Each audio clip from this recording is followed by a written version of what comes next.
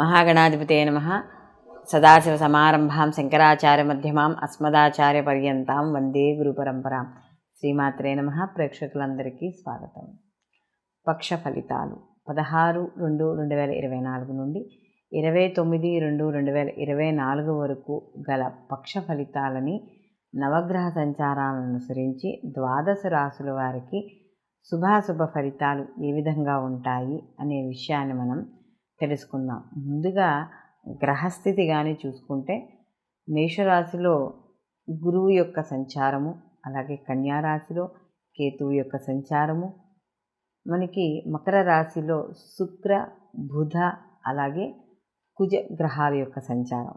బుధుడు మనకి ఫిబ్రవరి 20వ తేదీ నుండి మకరం నుండి కుంభరాశిలోకి ఆయన మార్పు చెందడం అనేది జరుగుతుంది. అలాగే కుంభరాశిలో రవి శని యొక్క గ్రహాల యొక్క కలయిక, అలాగే 20వ తేదీ నుండి కూడా బుధుడు అక్కడ యాడ్ అవ్వడం అనేది జరుగుతుంది. మీనరాశిలో మనకి రాహు యొక్క సంచారము, చంద్రుడు యొక్క పక్ష ప్రారంభంలో మేషరాశిలో ఈయన యొక్క సంచారం మొదలయ్యి ఆయన ఈ యొక్క పక్షాంతానికి అంటే మనకి ఈ యొక్క 29వ తారీఖు కల్లా తులారాశిలోకి ఈయన ప్రవేశం అనేది అంటే ఆయన సంచారం అనేది జరుగుతోంది. కాబట్టి ఈ 15 రోజులు కూడా ఈ నవగ్రహ సంచారాలు ఏవైతే ఉన్నాయో వీటి యొక్క స్థితి వీక్షణ యొక్క సంచారాన్ని అనుసరించి ఈ యొక్క ద్వాదశ రాశుల వారికి కూడా వారికి యొక్క శుభాశుభ ఫలితాలు అనేది ఉండడం అనేది జరుగుతుంది.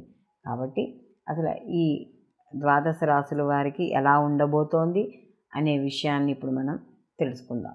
మకర రాశి రాశాధిపతి వచ్చి శని భగవానుడు.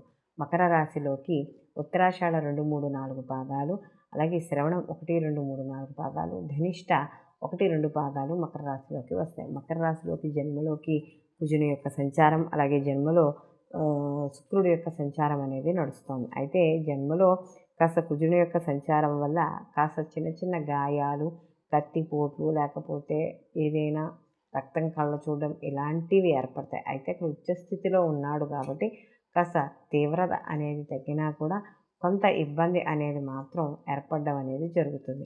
అలాగే ఎవరైతే కాస్త వ్యాపారాలు కుజుడికి సంబంధించిన వ్యాపారాలు కానీ చేస్తున్నారో లేదా వాటికి సంబంధించిన ఉద్యోగాల్లో పనిచేస్తున్నారో వాళ్ళందరికీ కూడా సామాన్యంగా ఉండడం అనేది జరుగుతుంది. అందులో ఇక్కడ శుక్రుడి యొక్క సంచారం ఎప్పుడైతే నడుస్తోందో కాస్త సానుకూలమైన ఫలితాలు మాత్రం ఖచ్చితంగా ఉంటాయి. అంటే విద్యార్థులకు కూడా మంచి కోర్సుల్లో జాయిన్ అవ్వడం, మంచి అంటే వాళ్ళ విదేశీ విద్య కావచ్చు, దూర విద్య కావచ్చు, ఇలాంటి విషయాల్లో వాళ్ళు ముందడుగు వేయడం, అలాగే ప్రయత్నాలు వీళ్ళకి అనుకూలంగా వీళ్ళు ఏవైతే ప్రయత్నపూర్వకంగా ఒక సంకల్పంతో కార్యక్రమాలు అనుకుంటున్నారో ముందుకు వెళ్ళడము, అలాగే అన్ని రకాలైన సౌఖ్యాలు వీళ్ళు అనుభవించడం, అలాగే ఎవరైనా విద్యార్థులు పోటీ పరీక్షలు అలాంటివి రాస్తుంటే మంచి ఉత్తీర్ణత సాధించడం, వాళ్ళు ఏదైతే మనసుకు ఆనందాన్ని కలుగుతాయో వాళ్ళకి ఏ పని చేస్తే వాళ్ళకి బాగుంటుందో అలాంటి పనులన్నీ కూడా వీళ్ళకి అనుకూలంగా వాతావరణం అనేది ఏర్పడడం అనేది మకర రాశి వాళ్ళకి జరుగుతుంది. అయితే ఇక్కడ ఏనాడు శని యొక్క ప్రభావం అనేది ఉన్నా ద్వితీయ స్థానంలో రవి శనిల యొక్క కలయికున్న కుటుంబంలో ఎవరైతే పెద్దలు ఉన్నారో అయితే తండ్రితో సమానులై ఉన్నారో వాళ్ళతో మాట్లాడేటప్పుడు వాళ్ళతో వ్యవహరించేటప్పుడు మాత్రం ఖచ్చితంగా జాగ్రత్త అనేది వహించండి. అలాగే సినీ కళా రాజకీయ రంగాలు ఎవరైతే ఉన్నారో అలాగే ఈ యొక్క వాళ్ళందరికీ కూడా కొంతవరకు మంచి అవకాశాలు లభించడం అనేది జరుగుతుంది. అలాగే వృత్తి ఉద్యోగ వ్యాపార పరంగా కూడా మధ్య మధ్యలో చిన్న చిన్న ఉడుదుడుకులు కనబడుతున్న ఆర్థికపరమైన వ్యవస్థల్లో వాటిల్లో ముందుకు వెళ్ళడం అనేది జరుగుతుంది. అయితే ఇక్కడ ఖర్చును మాత్రం నియంత్రణ అనేది మాత్రం ఖచ్చితంగా మకర రాశి వాళ్ళు చేసుకోవాలి. లేకపోతే ఇక్కడ ఏమవుతుంది అంటే కాస్త ఆర్థికపరమైన ఒడిదుడుకులు అనేవి కాస్త ఏర్పడే అవకాశం ఉంది. మామూలుగా సామాన్యంగా ఏదైతే రొటీన్గా సాగేది ఉందో దానికైతే ఇబ్బంది లేదు, కానీ ప్రత్యేకంగా కావాలని ఖర్చులు తెచ్చుకుంటే మాత్రం ఏదైతే పొదుపు చేసుకున్నామో ఆ పొదుపు మాత్రం తీసేయాల్సి వస్తుంది. కాబట్టి అలాంటి విషయాల్లో జాగ్రత్త వహించండి. సంతానపరంగా వాటి పరంగా కూడా వీళ్ళకి అనుకూలంగా ఉండడం అనేది జరుగుతుంది. సంతానపరంగా వాళ్ళ వృత్తి ఉద్యోగం వివాహం చదువు ఆరోగ్యము అన్ని విషయాల్లో కూడా వీళ్ళకి అనుకూలమైన ఫలితాలు గోచరించడం అనేది జరుగుతోంది. వీళ్ళు మరిన్ని మంచి ఫలితాలు పొందడానికి వీళ్ళు ప్రతి నిత్యము కూడా దత్తుని యొక్క ఆరాధన చేయడం, పసుపచ్చ పూలతో దత్తుని అంటే ఇక్కడ మనం అనగాసి దత్తాత్రేయ స్వామిని ఆరాధన చేయడం, దీనితో పాటుగా దక్షిణామూర్తి ఆరాధన కానీ లేదా శివాభిషేకం లేదా ప్రతిరోజు కూడా శివాలయ దర్శనం సంధ్యా సమయంలో చేసుకోవడం ద్వారా మరిన్ని మంచి ఫలితాలు పొందడం అనేది జరుగుతుంది.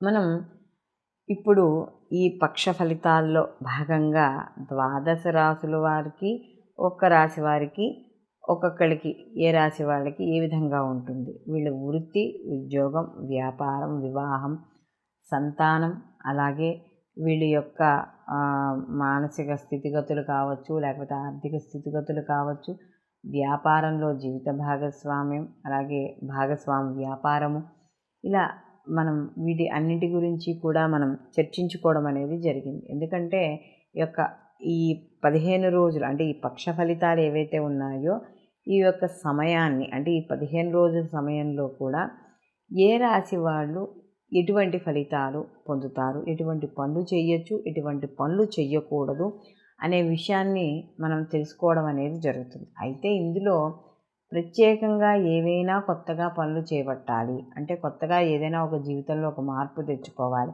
అది ఉద్యోగపరంగా కావచ్చు, వ్యాపారపరంగా కావచ్చు, వివాహపరంగా కావచ్చు, అంటే దైనందిక జీవితంలో కాకుండా ప్రత్యేకంగా మనం ఏదైనా ఒక కార్యక్రమాన్ని మొదలు పెడుతున్నప్పుడు ఈ యొక్క గోచార ఫలితాలతో పాటు జన్మజాతక ఫలితాలు కూడా తప్పకుండా పరిశీలనలోకి అనేది తీసుకోవాలి. ఎందుకంటే ఇప్పుడు ఏవైతే ఈ యొక్క పక్ష ఫలితాలు ఉన్నాయో ఇవి కేవలం గోచార ఫలితాలను మాత్రమే చెప్తుంది, అంటే ప్రజెంట్ ఎలా ఉన్నదని మాత్రమే చెప్తుంది. అయితే మనకి జన్మజాతకం అనేది మనకి ఫ్యూచర్ని కూడా మీ యొక్క వ్యక్తిగత జాతకం కాబట్టి దాని యొక్క ఫలితము మంచైనా చెడైనా కూడా దాని యొక్క తీవ్రత అనేది ఎక్కువగా ఉండడం అనేది జరుగుతుంది. మంచి ఉందనుకోండి, ఒకవేళ గోచారంలో బాగాలేకపోయినా కూడా మీ యొక్క జన్మజాతక ఫలితాలు శుభ ఫలితాలుగా ఉన్నాయి కాబట్టి మీకు శుభ ఫలితాలే, ఏదైనా ఒక కార్యక్రమం మొదలుపెట్టినా ఒక పని చేపట్టినా కూడా శుభ ఫలితాలే ఎక్కువగా ఉండడం అనేది జరుగుతుంది. కాబట్టి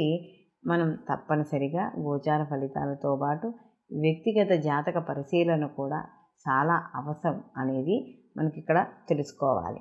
కాబట్టి అందరూ కూడా ఈ యొక్క పక్ష ఫలితాలతో పాటు వ్యక్తిగత జాతక ఫలితాలను కూడా మీరు పరిశీలనలోకి తీసుకుని అప్పుడు మీ యొక్క ముఖ్యమైన పనులు చేపట్టేటప్పుడు నిర్ణయాలనేవి తీసుకోవాలి. సర్వేజన సుఖినో భవంతు, లోకా సంస్థ సుఖినో భవంతు.